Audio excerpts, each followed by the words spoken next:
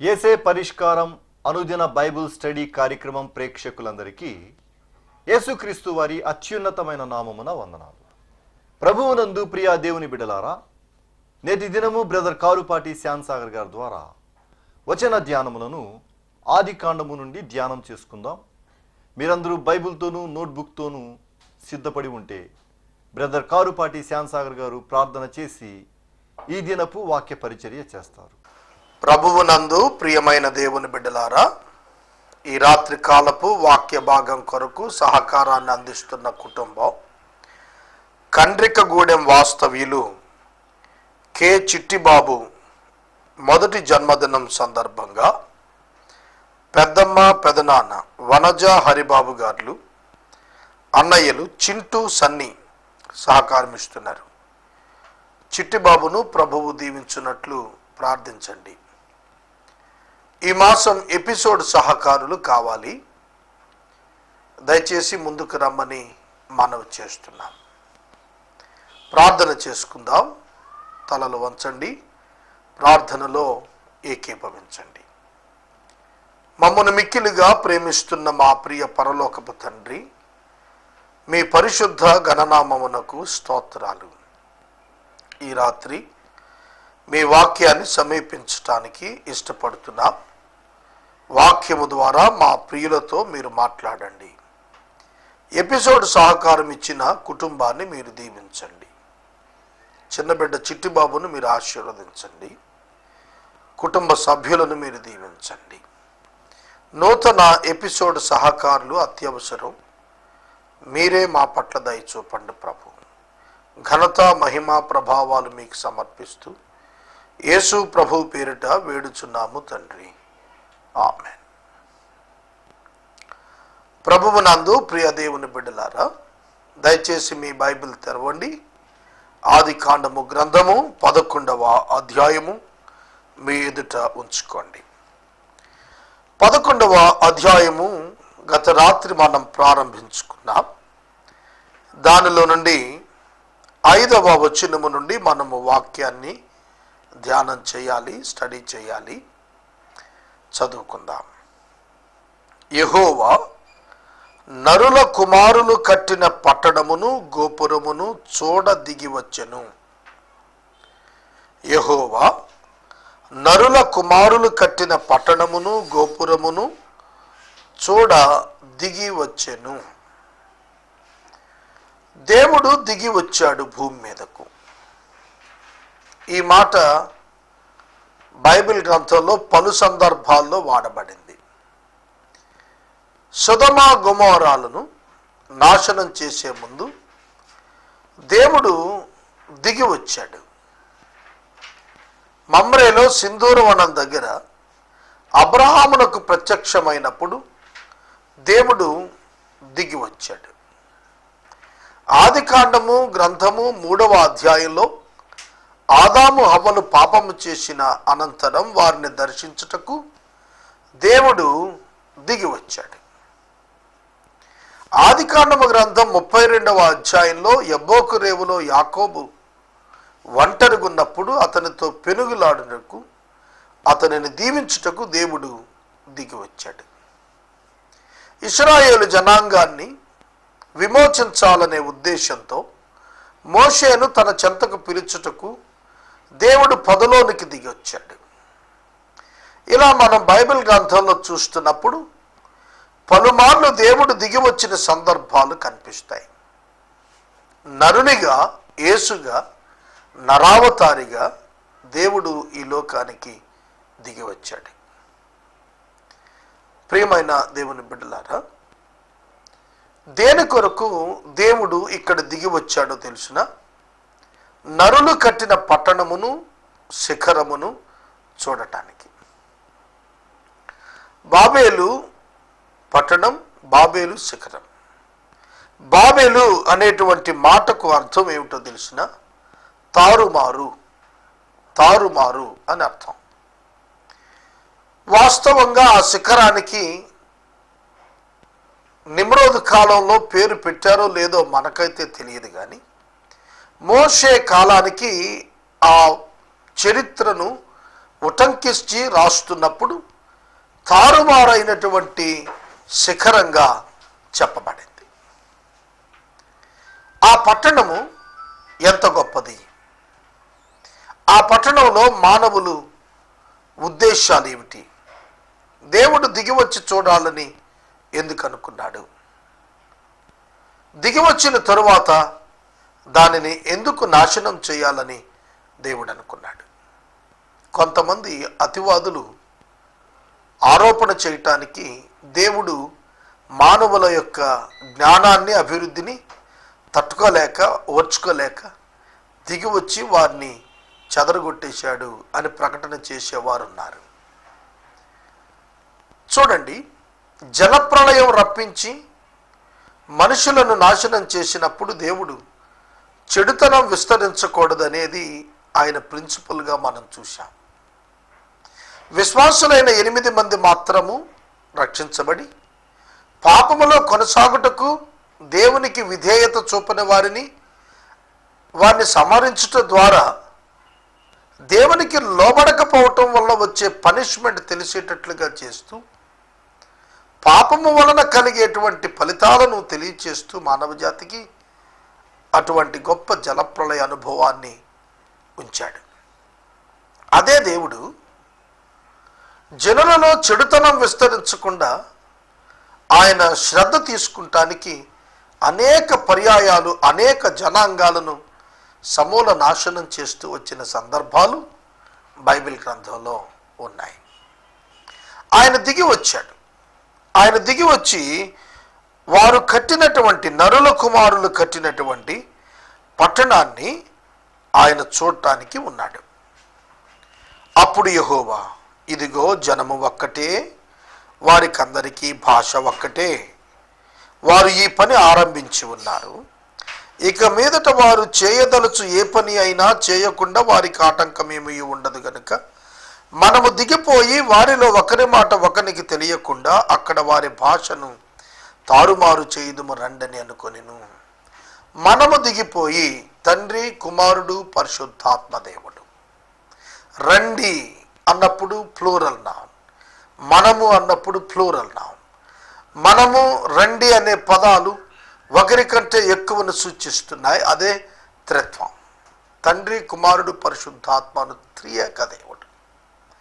రండి మనం వెళుదాం. వారు ఇక మీదట తలపెట్టు ఏ పని అయినా కూడా ఆటంకం లేకుండా సాగుతుంది. దానివల్ల నష్టం ఏమిటి? కాబట్టి దేవుడు భాషలు తారుమారు చేసి ప్రజలు అర్థం కాని పరిస్థితికి వచ్చేటట్లుగా చేద్దాం రండి అన్నాడు. కనుక వికెడ్నెస్తో కూడిన యూనిటీ మంచిది కాదు. రాంగ్ మోటివ్స్, యాటిట్యూడ్స్తో కూడినటువంటి వ్యక్తుల యొక్క యూనిటీ మంచిది కాదు. నక్సలిజం, ఈ రోజున నక్సలైట్స్ను మీరు పలకరించండి. వారి యొక్క మోటివ్స్, వారి యొక్క ఆబ్జెక్టివ్స్ మీరు చదివినట్లయితే అవి ప్రజాస్వామ్యానికి వ్యతిరేకంగా ఉంటాయి. ధనవంతులను కొల్లగొట్టి పేదలకు పెట్టడం, ఇవన్నీ కూడా వారి యొక్క భావాలను మనం చూస్తున్నప్పుడు మనము అనుసరిస్తున్న ప్రజాస్వామ్యానికి వ్యతిరేకంగా కనిపిస్తాయి.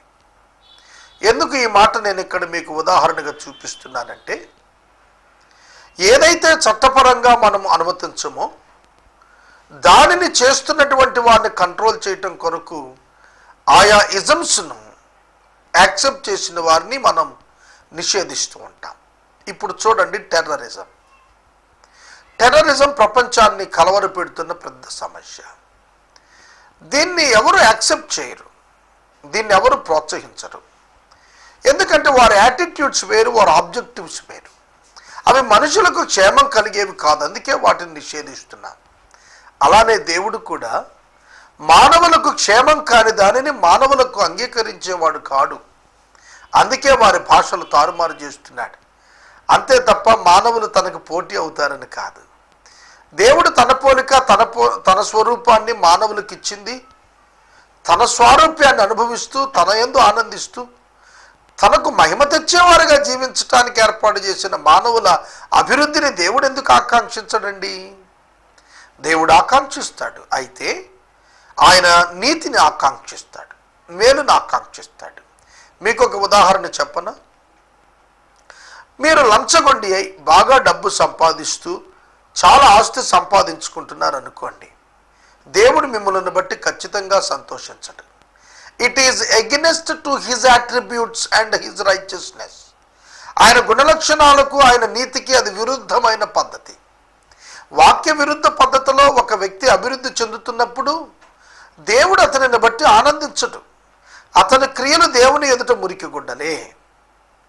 ఒక వ్యక్తి చాలా శ్రమలలో ఉండి కొంచెమే సంపాదించుకున్నాడు అనుకోండి, తన నీతియుక్త ప్రవర్తన చేత నష్టపోయాడు అనుకోండి, దేవుడు అటువంటి వ్యక్తిని బట్టి ఆనందిస్తాడు. ఎందుకంటే ఆ వ్యక్తి దేవుని యొక్క గుణలక్షణాలను, ఆయన యథార్థతను, ఆయన యొక్క పవిత్రతను కాపాడుతూ జీవించాడు కనుక బైబిల్ గ్రంథం మనకు జ్ఞాపకం చేస్తుంది ఏమిటంటే, దేవునికి వ్యతిరేకమైనటువంటి తలంపులతో కూడిన ఐక్యతను దేవుడు భంగం చేస్తాడు, దేవుడు అభివృద్ధి చేయడు. అది దేవుని నైజానికి వ్యతిరేకం. ఈ రాత్రి నేను మనవి చేస్తున్నాను, మీ బిడ్డలందరూ ఏకమై ఒక తప్పు చేయటానికి వెళితే మీరు ఒప్పుకోగలుగుతారా? వారి యొక్క ఐక్యతను మీరు కాంక్షిస్తారా, కాంక్షించరా? అనైతికతతో కూడినటువంటి విషయాలలో ఐక్యత అపవిత్రం, అనర్థం, అసౌకర్యం ఇతరులకు. కనుక దానిని ఎంకరేజ్ చేయకూడదు. సోదరుడా, సోదరి, ఈ రాత్రి దేవుని యొక్క హృదయాన్ని నీవు గుర్తెరగాలి. దేవుడు దిగి వచ్చాడు, ఆ పట్టణాలను చూచాడు. ఇంత గొప్ప పట్టణాలను కట్టుకున్నారు, కానీ దేనికి ఆగుతున్నది? దేవుడు జలప్రళయాన్ని పంపించినప్పుడు సమస్తం నాశనమయ్యాయి కాబట్టి చాలా బలమైనటువంటి భవంతులు కట్టుకోవాలనే ప్లాన్ చేశారు, కానీ దాని ద్వారా దేవునికి దూరం అవ్వాలని చూస్తున్నారు మానవులు. ఏమండి, ఒక్కసారి ఆలోచించండి. భూకంపం వచ్చిందనుకోండి, జలప్రళయం వస్తే తట్టుకునే ఇళ్ళు కట్టారు, కానీ భూకంపం వస్తే ఏమవుతుంది? ఈ మధ్యన జపాన్ దేశంలో భూకంపం వచ్చింది, సునామీ వచ్చింది, ఇండ్లు పేకమాడల్లా కూలిపోయాయి. జపాన్ టెక్నాలజీ ప్రకారం చెక్కలతో ఇల్లు కట్టుకున్నారు.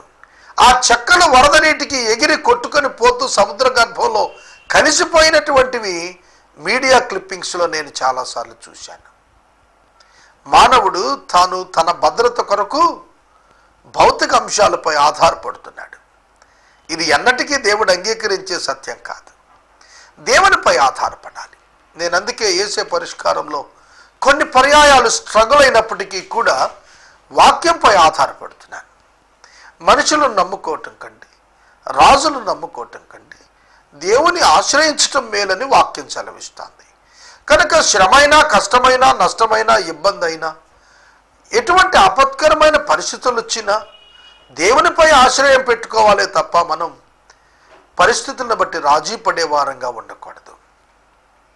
మనము పరిస్థితులను మార్చడం ద్వారా భద్రంగా జీవించగలమని భ్రమపడుతున్నాము. ఇది వాస్తవం. మానవులు తప్పించుకోవటానికి ఏమేమో వెతుకుతారు. అసలు తప్పించుకోవటానికి వెతకాల్సింది వేటినో కాదు, దేవుని వెతకాలి. ఆదామునకు భయం కలిగింది దేవుని మాట విన్నప్పుడు.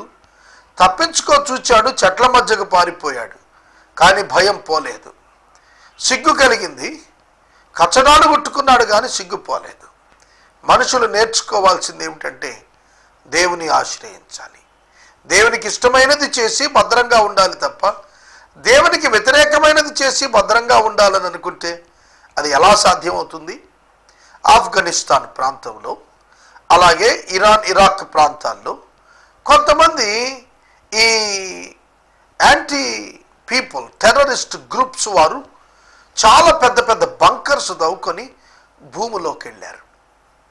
అక్కడ వారి యొక్క మందుగుండు సామాను అంతా కూడా దాచుకొని, దానితో ఆయుధాలు దాచుకొని చాలా భద్రంగా ఉన్నాం, బంకర్స్లో ఉన్నాం, ఎవరు చుట్టం లేదు అని ధైర్యంగా ఉన్నారు. కానీ శాటిలైట్ ద్వారా ఆ ఫొటోస్ను సేకరించారు FBI వారు, అమెరికన్ పోలీస్. చూడండి, వారు పట్టుబడ్డారు. బంకర్స్ బద్దలైపోయాయి. సద్దాం హుస్సేన్ ఖాన్ అనేటువంటి ఆయన యొక్క పతనం ఎట్లొచ్చిందో చూచా. అనేక మంది దేవుని పిల్లల యొక్క రక్తాన్ని చవి చూచిన టెర్రరిస్ట్స్ అనేక మంది చనిపోయారు. వారు తాము భద్రంగా ఉండటం కొరకు వేటిన ఎన్నుకున్నారు, కానీ దేవుని యొద్దకు రావటం నేర్చుకోలేదు. ఈ రాత్రి నేను మనవి చేస్తున్నాను, బాబేలు శిఖరం దగ్గర జరిగింది ఇదే. ఈ రాత్రి సోదరుడా సోదరి, మీ పిల్లల భవిష్యత్తు కొరకు నీవేం చేస్తున్నావు? చాలామంది తల్లిదండ్రులు పిల్లల కొరకు భవిష్యత్తు ప్రణాళికలు వేస్తూ మంచి మంచి ఇన్సూరెన్స్ ప్లాన్స్లో ఇన్వెస్ట్మెంట్స్ చేస్తున్నారు. మంచి మంచి స్కూల్స్లో టాప్ డొనేషన్స్ కట్టి చదివిస్తున్నారు. మంచి మంచి పాలసీస్ వారికి చేస్తున్నారు. కానీ వారికి దేవుని పరిచయం చేయటం మర్చిపోతున్నారు. మానవుడు భద్రత దేని యందు ఉందో ముందు గుర్తెరగాలి. యేసునందు భద్రత. 121వ సంకీర్తన ఇది విధంగా హిజ్కియా రాశాడని భావిస్తాను. కొండల తట్టు నా కనులెత్తుచున్నాను, నాకు సహాయము ఎక్కడి నుండి వచ్చును? భూమి ఆకాశములను సృజించిన యెహోవా వలననే నాకు సహాయం కలుగుతుందన్నాడు. అవునండి, సహాయము దేవుని నుండే కలుగుతుంది అనే సత్యం ఎప్పటికి నేర్చుకుంటాం మనం? చాలా పర్యాయాలు మనం మనుషుల చేతుల వైపు చూస్తూ ఉంటాం. మనుషుల చేతుల వైపు చూచిన వాడు దేవుని గౌరవించిన వాడు కాడు. సొదొమ గొమొర్రాలలో దేవుని వైపు చూడక లోకం వైపు చూచిన అనేకులు నశించారు. అదేవిధంగా బాబేలులో కూడా ఆ పట్టణం శిఖరం కూలిపోవటానికి వారి యొక్క అనైతికతతో కూడిన ఐక్యత కారణము అనేది మనము గుర్తెరిగినట్లయితే దేవునికి వ్యతిరేకముగా ఐక్యతతో కూడుట నిషేధించుకుంటాము, జాగ్రత్త తీసుకుంటాము. చూడండి, ఇక్కడ ప్రభు అన్నమాట, అదిగో జనము ఒక్కటే, వారికి భాష ఒక్కటే. వై దే బికేమ్ స్ట్రాంగ్, ఎందుకు వారు బలాఢ్యులయ్యారు అనగా వారు ఒకే జనం, ఒకే భాష, ఒకే జాతి, ఒకే ప్రజలు, ఒకే భాష. Single communication, single currency. ఇప్పుడు యాంటీ క్రీస్తు విరోధి యొక్క పరిపాలనకు వచ్చేటప్పటికి సింగిల్ కరెన్సీ, యూరో కరెన్సీ వస్తుందని చెప్పి భావిస్తున్నారు. కనుక మరలా దేవునికి వ్యతిరేకంగా మనుషులు క్రీస్తు విరోధిని తీసుకొచ్చుకునేప్పుడు ఇట్లాంటి గవర్నమెంట్ కొరకే ప్రయత్నం చేస్తారు. మనుషులు తమకు నచ్చిన దాన్ని చేసుకుంటున్నారు.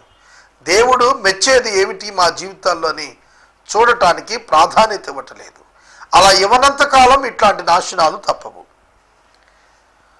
వారు చేయదలుచుకున్న ఏ పని అయినా చేయకుండా వారికి ఆటంకం ఏమీ ఉండదు. The power of the communication, communication యొక్క శక్తి ఇది. వారు తలపెట్టినది చేసేస్తారు. కాబట్టి కుటుంబాల్లో అభివృద్ధికి కమ్యూనికేషన్ డెవలప్మెంట్ చేసుకోమని పెద్దలు చెబుతుంటారు. ఆ కమ్యూనికేషన్ హెల్దీ కమ్యూనికేషన్ అయి ఉండాలి. గనుక మనము దిగిపోయి వారిలో ఒకని మాట ఒకనికి తెలియకుండా అక్కడ వారి భాషను తారుమారు చేయదుము రండి అని అనుకొనెను.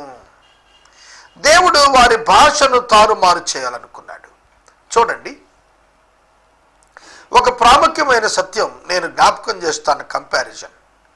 ఇక్కడ ఒకే భాష ఉన్నవారు వారిలో వారు మాట్లాడుకుంటే భిన్నమైన భాషలు వచ్చాయి. అదే పరిశుద్ధాత్ముడు దిగి వచ్చినప్పుడు భిన్నమైన భాషలలో ఉన్నటువంటి వారు మాట్లాడుకుంటున్నప్పుడు ఏక అర్థాన్ని పొందగలిగారు. See the difference. మరలా చెబుతున్నాను, బాబేలు శిఖరం దగ్గర ఒకే జాతి ఒకే భాష కలిగిన వారు మాట్లాడుకుంటుంటే వేరు భాషలు అయిపోయాయి వారు మాట్లాడుకుంటున్నవి. అయితే 17 దేశాలకు చెందినటువంటి యూదులు, అనేక భాషలు కలిగినటువంటి వారు పరిశుద్ధాత్ముడు కృమ్మరించబడిన సందర్భాన అపోస్తల కార్యముల గ్రంథం 2వ అధ్యాయంలో వారు వేరే భాష మాట్లాడుతున్న ప్రజలు తమ భాషలో మాట్లాడుట విని ఆశ్చర్యపడ్డారు. ఇక్కడ మనం ఏం గ్రహించగలుగుతున్నాం?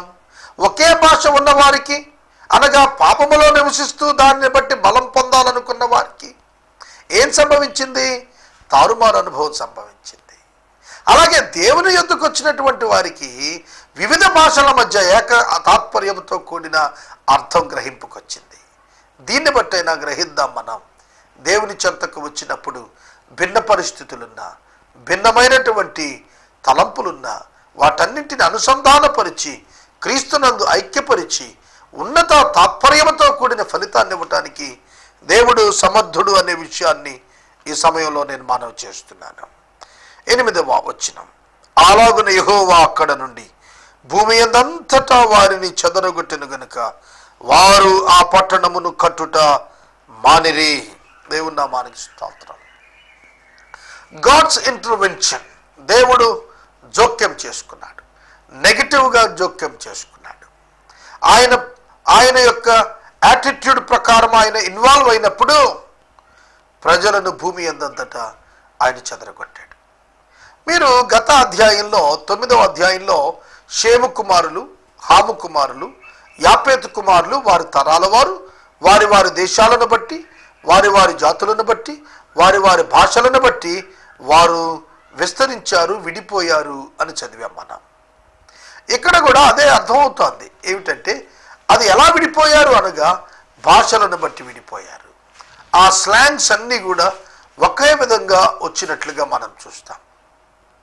ప్రియమైన దేవుని బిడ్డలారా, భాషలు మారిపోయాయి, వారు అర్థం కావటం లేదు, కన్ఫ్యూజన్ వచ్చేసింది. ఎప్పుడైతే కమ్యూనికేషన్ బ్రేకప్ వచ్చిందో కన్ఫ్యూజన్ అరైజ్ అవుతుంది. వారికి అర్థం కాదు, ఇక ఏం జరుగుతోందో వారికి అర్థం కాదు.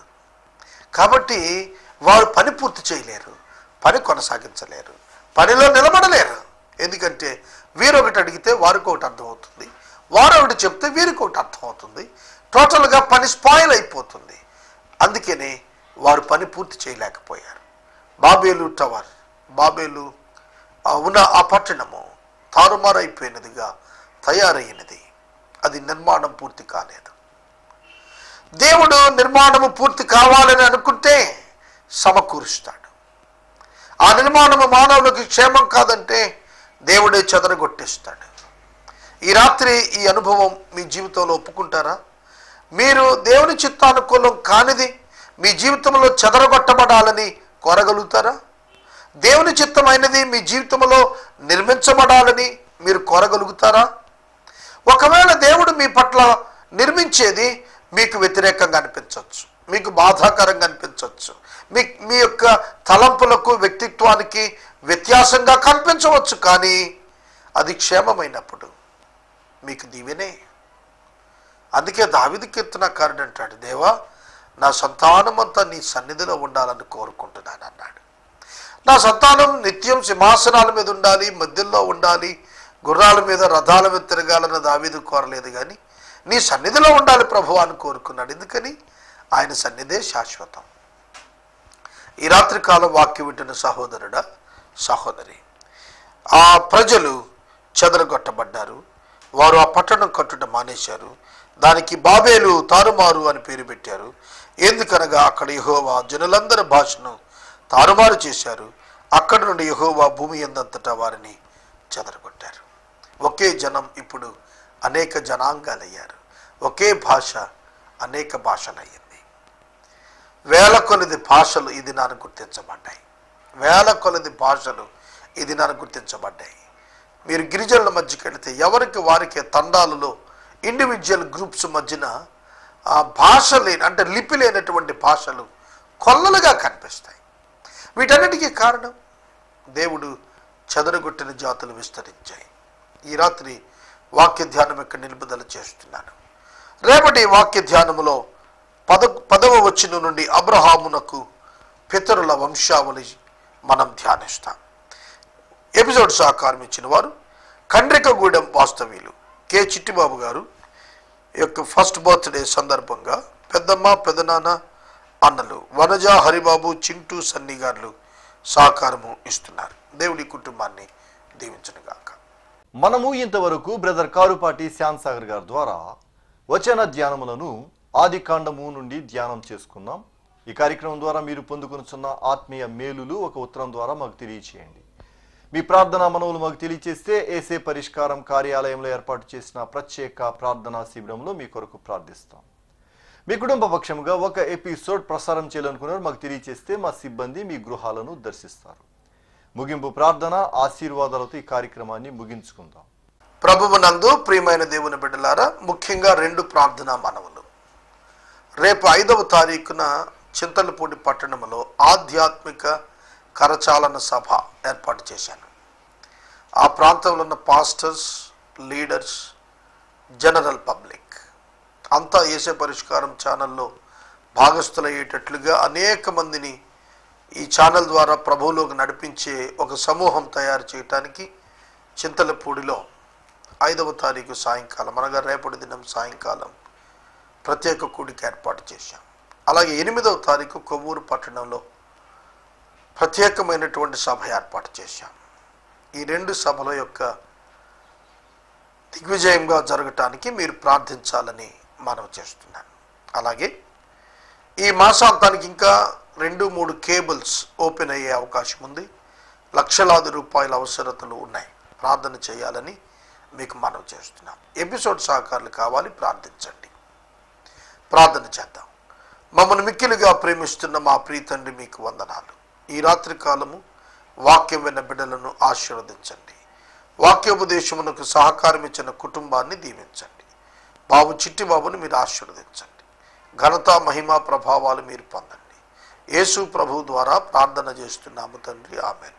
మన తండ్రి అయిన దేవుని ప్రేమ, కుమారుడైన యేసయ్య కృప, పరిశుద్ధాత్మ దేవుని యొక్క అన్యోన్య సహవాసం సదాకాలం మనందరికీ తోడై ఉండును గాక.